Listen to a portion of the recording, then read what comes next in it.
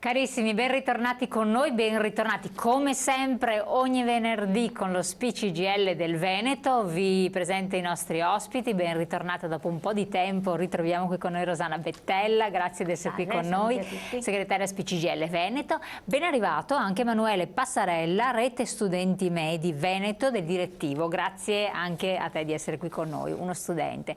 Perché abbiamo questa rappresentanza giovanile? Voi direte cosa c'entra con i pensionati? Non parliamo di pensioni stavolta, ne abbiamo parlato più che in abbondanza, trovate tutte le repliche, tutte le informazioni più dettagliate possibili nelle nostre puntate sul web, andranno in onda nel periodo estivo, tutte the best of, per cui ce ne è parlato abbastanza. Questa volta vogliamo dedicare un capitolo molto importante e significativo a parlare del problema dell'evasione, possibili soluzioni, insomma come viene analizzato dal sindacato dei pensionati e poi naturalmente della legalità ad ampio spettro che vede il coinvolgimento dei giovani in parte attiva nei campi della legalità, la lotta alle mafie, insomma c'è una sensibilizzazione e un'interazione tra persone che hanno già lavorato, hanno dato, hanno fatto esperienza, gli anziani pensionati dello SPI e i giovani studenti che si vogliono cimentare in un ambito sociale e a volte anche giuridico, perché ha delle implicazioni anche di carattere legale molto delicato e molto particolare.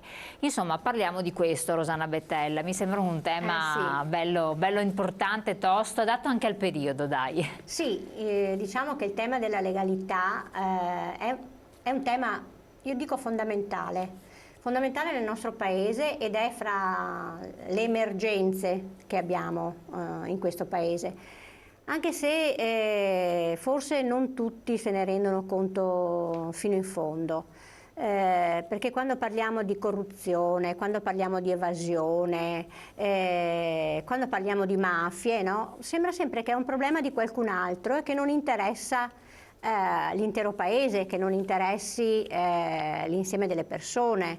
È sempre una cosa, lo so, le mafie sono una peculiarità del meridione, no? Del sud Italia. La corruzione, la corruzione sono certi politici, no?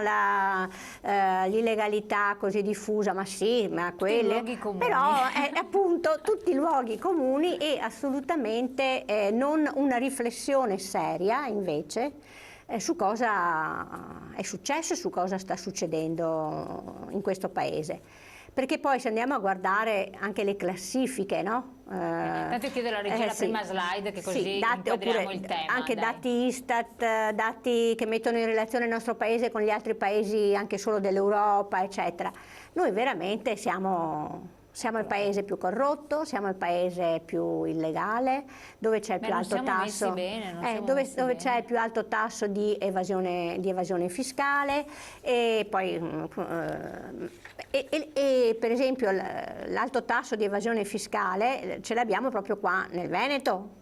Infatti qua vediamo questa che possiamo anche leggere, aiutare chi magari da casa non riesce a leggere bene, ma la teniamo ferma alla slide. Certo. In Veneto si stimano oltre 9 miliardi di imposte evase, una cifra enorme che pesa per l'8,5% sulla quota di evasione nazionale in una regione che produce il 9,3% del PIL italiano. 9 miliardi di non versato.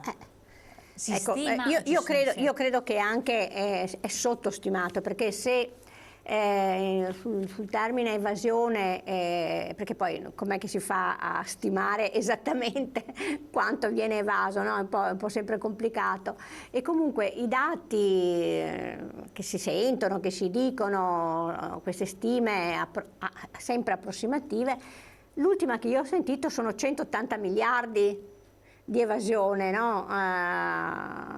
Certo. Che è una cifra enorme. Pensiamo soltanto quante cose potremmo fare con 180 miliardi, potremmo quasi risolvere il debito pubblico, o perlomeno i tassi di interesse sul debito pubblico, potremmo fare delle finanziarie che veramente fanno il bene delle persone, quelle che stanno peggio, insomma, no? Allora sì, si potrebbe, non so, pensare di elevare i salari, no? Di dare a tutti il giusto, no? Certo. Ecco, 180 miliardi farebbero veramente la differenza. E poi vediamo che perché si parla che siamo super tassati. Siamo super tassati? Nel ricco Veneto, se possiamo vedere anche i dati, di prima, esatto. Allora solo l'1,5% dei contribuenti IRPEF dichiara un reddito superiore ai 100.000 euro. Quindi siamo tutti poveri qua? Siamo tutti poveri? No, perché siamo una delle regioni in cui ha il PIL più alto, per cui è un dato assolutamente... Sì, però il PIL è tutto, non è la parte che emerge, quindi vuol dire che di fatto sarà concentrata la ricchezza in 1,5% dei contribuenti, perché altrimenti il PIL sommerso non emerge. Ma partiamo da un dato chiaro. Chi è che versa l'IRPEF in questo paese? L'85% lavoratori dipendenti e pensionati. Naturalmente nessun lavoratore dipendente e nessun pensionato può evadere. Se un lavoratore dipendente evade è perché evade su redditi nascosti al di là del lavoro che fa, no? Perché il lavoro dipendente e la pensione sono tassati alla fonte. E allora è su questo che ci dobbiamo interrogare. E però lavoratori dipendenti e pensionati sono anche quelli che percepiscono meno, che hanno redditi più bassi, perché la media, sappiamo bene che la media delle pensioni è sotto i 1.000 euro o intorno ai 1.000 euro e quella dei salari, grosso modo, siamo entro i 29.000 euro lordi annui. E quindi chi è che evade? Vabbè, per forza, infatti non siccome non riflettiamo mai su questi dati... C'è anche, e qui quando parliamo di legalità, c'è tutta l'economia sommersa. Certo. C'è un'economia sommersa illegale, certo. Quindi questo è un altro aspetto. Lavoro nero, lavoro illegale, lavoro sottopagato, lavoro... ti metto in busta paga un tot di salario, il resto te lo do in nero, no? Perché poi c'è anche tante volte anche i dati possono venire falsati dal fatto abbiamo cresciuto l'occupazione. Sì, ma che tipo di occupazione? Che tipo di contratti? Contratti a tempo determinato o a tempo indeterminato? Per quante ore alla settimana? Lavorate, no?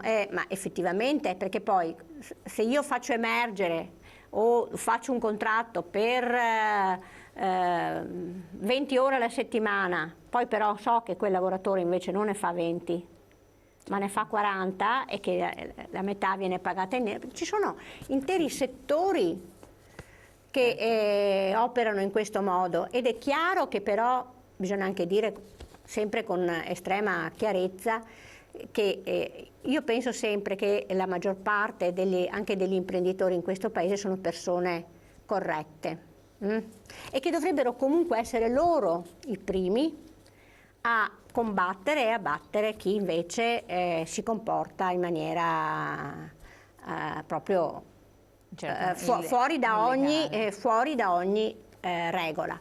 Allora, siccome noi come sindacato teniamo ad avere un paese che funziona, ad avere cittadini di questo paese considerati da chi ci governa, no? E che effettivamente vengano date le risposte giuste, che ci sia un welfare, uno stato sociale che viene incontro alle persone in difficoltà, no? E non quello a cui stiamo assistendo in questo periodo, che è una lenta erosione del sistema pubblico e del sistema sociale. Eccolo sparito. Chiedo alla regia se me lo rimette. Eccolo qua. Il problema di mafie e corruzione è un problema complesso che fa comodo a corrotti e corruttori e quindi anche allo Stato che è lo stesso che fa in modo che il malaffare lavori nel nascosto, controllando, ahimè, anche l'opinione pubblica tramite la stampa, affinché non sappia e non ci renda conto della gravità della cosa. Questo è un pensiero su cui possiamo assolutamente essere d'accordo. L'invito che noi cerchiamo sempre di fare, spiegare alle persone, è che di non rimanere alla superficie delle cose, no?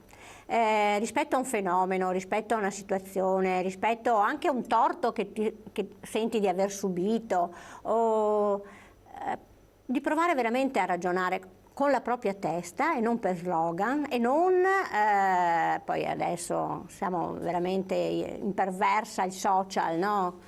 Con Sì, fake con news, sia bugie, falsità, a veramente il numero, ormai non si sa più Qual è distinguere la parte- qual è la realtà o la verità e qual è il falso.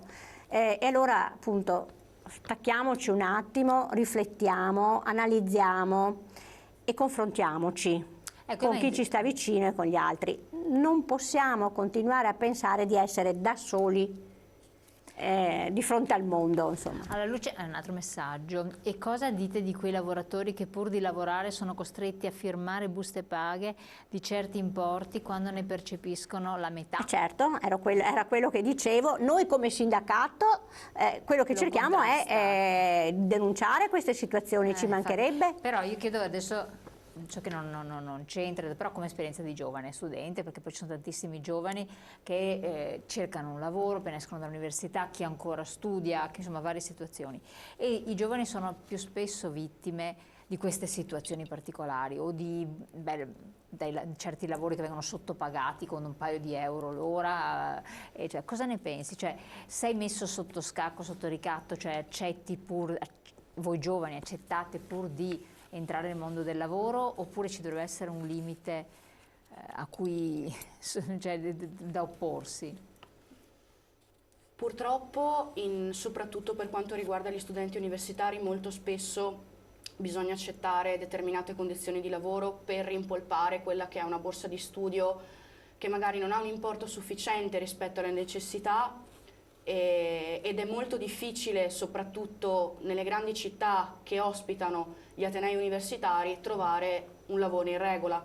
Molto spesso si firma un contratto che non è un contratto, non ci sono tutele di nessun tipo. Ed nei vari ambiti, nei diversi ambiti questo? Qualsiasi ambito, dal semplice lavoro in cui si fanno 2 orette in bar la sera per dare una mano e si prendono magari 5 euro l'ora, da lavori molto più impegnativi, molto più complessi, soprattutto più pericolosi, dove non esiste nessun tipo di tutela. Conosco molte persone che ad esempio lavorano in fabbrica senza nessun tipo di qui nel nostro tutela. Territorio. Sì, ma è una cosa purtroppo normale e che viene percepita dai giovani stessi come normale. È questo che volevo chiederti, perché là è la radice un po' di tutto il problema. Molto no? spesso si dà per scontato che fino a quando non si finiscono gli studi lavorare in regola è un optional o comunque un qualcosa che è quasi un regalo per certi versi, rarissimo. Però questo è vero, perché ricordo quando ero all'università io, tanto tempo fa, era la stessa cosa, cioè è già tanto che i famosi lavoretti, però è vero. Anche però se, c'è chi infatti, li sfrutta. Scusa, mi ho interrotto. Si è molto spesso sfruttati, forti del fatto che molto spesso quei 6 euro che prendo all'ora, 5, 6, 7, 8 euro che prendo all'ora mi sono necessari per poter pagare un affitto, per poter mangiare, per poter avere... Prendere incontro alla famiglia. Per andare a venire incontro alla famiglia, perché comunque in questo momento certo. a livello universitario è molto difficile. Parlo da persona che comunque non naviga nell'oro. Infatti, e non si vergogna ad ammetterlo. Lo dico, la colpa di queste truffe non sono i giovani o chi accetta, ci sarà sempre chi è costretto ad accettare. Il problema sono nemmeno le leggi a volte, ma i controllori, anzi i mancati controlli. Potrebbe, perché tu ti trovi sotto scacco, devi trovare un modo per guadagnare, questo è anche lecito come discorso, però effettivamente controlli ce ne sono a sufficienza, Rosanna? No, non ce ne sono a sufficienza e in effetti anche noi nella nostra piattaforma unitaria che abbiamo fatto, ma non fatta adesso, ce l'abbiamo da 2 anni, l'abbiamo presentata proprio sul fisco, in cui il tema del personale per i controlli, no, degli ispettori, dell'Agenzia delle Entrate, per l'elusione anche della contribuzione per i lavoratori, ispettori dell'INPS, è un tema incredibile, insomma. C'è poco personale, va assolutamente rimpinguato se si vuole affrontare seriamente questo tema. Infatti, leggiamo l'ultimo messaggio, poi andiamo anche in pubblicità. Un attimo solo che mi è sfuggito. La colpa di queste truffe non sono i giovani che c'è, no, sai, quello di prima, forse ce n'era un altro. Bisogna stanare gli evasori che si tengono in tasca qualche centinaio di euro e non parlate mai degli sprechi miliardari dell'INPS, che sono da fucilazione, neanche da ergastolo. Quali sono? Ecco, io non riesco a capire gli sprechi miliardari dell'INPS, anche perché adesso quello che ci sta preoccupando rispetto all'INPS, se posso fare una piccola parentesi, è che sempre di più l'INPS sta diventando un ente assistenziale e non l'ente previdenziale che è e per cui è nato. E quindi anche là lo stesso personale che è sotto organico, eccetera, fa tutta una serie, è impegnato in tutta una serie di pratiche assistenziali che dovrebbero farlo invece. Dovrebbe farlo qualcun altro, penso ai servizi sociali, perché il contrasto alla povertà non può farlo l'INPS, ma lo dovrebbero fare i servizi sociali, e invece ci troviamo davanti a questa situazione.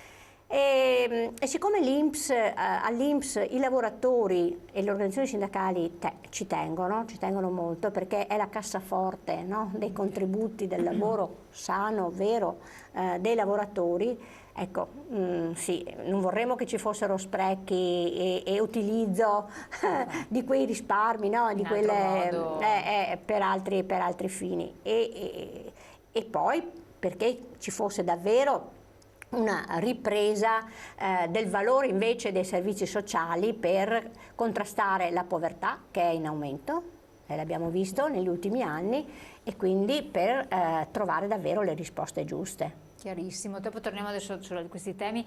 Io devo interrompere un attimo con la pubblicità, poi ritorniamo insieme e risponderemo anche ai vostri messaggi.